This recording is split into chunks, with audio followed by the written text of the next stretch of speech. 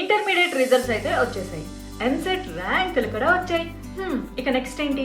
ఇదే కదా మీ ప్రశ్న. సరే, అయితే ఏ కాలేజ్ వెళ్ళాలి, ఏ కోర్స్ చేయాలి?